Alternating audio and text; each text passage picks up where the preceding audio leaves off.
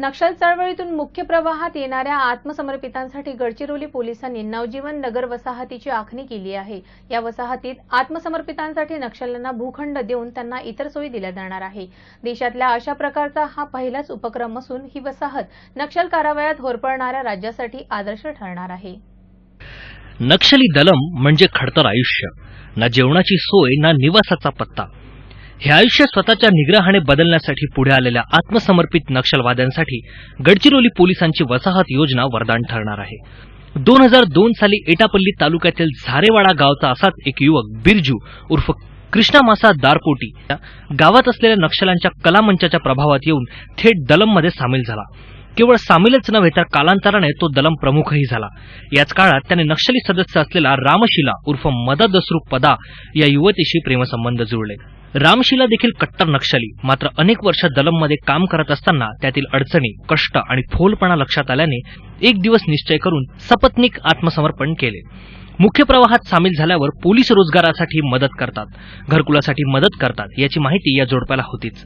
आता गडचिरोली पोलीस अशाच पद्धतीने आत्मसमर्पण केलेल्या 1-2 नव्हे तर तब्बल 174 सदस्यांना हक्काचे घरकुल दिले जाणार आहे। अभी मार्च में माननीय मुख्यमंत्री महोदय के हाथ से यहाँ पे नवजीवन नगर बोल के एक आत्मसमर्पित लोगों के लिए एक कॉलोनी बनाई गई।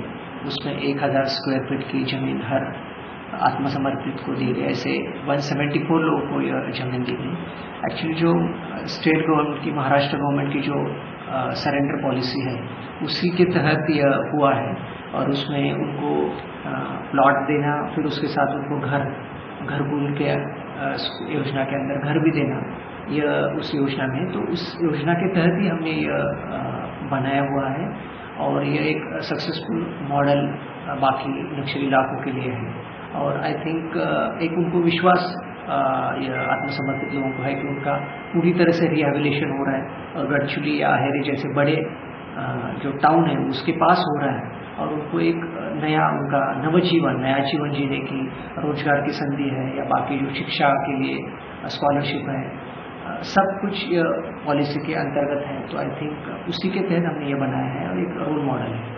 चंद्रपूर मार्गावरील मुरखळा येथे आत्मसमर्पित नक्षल्यांसाठी उभारण्यात येत असलेल्या नवजीवन नगर या नवीन वसाहतीचे भूमिपूजन राज्याचे मुख्यमंत्री देवेंद्र फडणवीस यांच्या हस्ते करण्यात आले।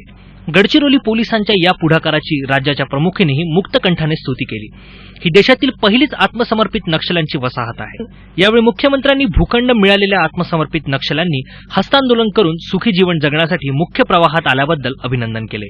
आत्मसमर्पित नक्षल्यांना शासनाचा महसूल व वन विभागामार्फत भूखंड वितरण योजना सन 2000 पासून सुरू करण्यात आली आहे। नगर रचनाकार गडचिरोली यांनी 174 भूखंडांना मंजुरी दिली आहे। तसेच भूमी अभिलेख यांच्याकडून सीमांकन करण्यात आले। आत्मसमर्पित नक्षल्यांनी 5.53 हेक्टर जमीन मंजूर करण्यात आली आहे। या जागेवर 30 बाय 30 चौरस फुटाचे एकूण 174 भूखंड तयार करण्यात आले आहे। या भूखंडावर अंगणवाडी, शाळा, समाज मंदिर, बाजार, मोकळे मैदान राखून ठेवण्यात आले आहे। आत्मसमर्पित नक्षल्यांकडून घर बांधणीसाठी केलेल्या भूखंडाच्या मागणीनुसार पोलीस अधीक्षकांनी सध्या एकूण 106 आत्मसमर्पित नक्षल्यांना भूखंड वितरण केले आहे।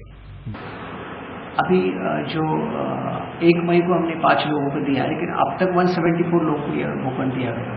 नक्षली दलम म्हणजे छप्पर नसलेले मोकळे आकाश, ना वर्तमानाचा विचार ना भविष्याची खात्री। मात्र राज्य शासनाच्या उत्तम आत्मसमर्पण योजनेमुळे शस्त्रे खाली ठेवून नांगर धरणारे हात वाढू लागले आहेत, हे विशेष। आता मुख्य प्रवाहात आलेल्या अशा युवकांच्या घरकुलाची चिंता दूर करून राज्य शासन आणि पोलिसांनी नेमका परिणाम साधला आहे। गडचिरोलीहून व्यंकटेश यांची रिपोर्ट, NBC न्यूज, नागपूर।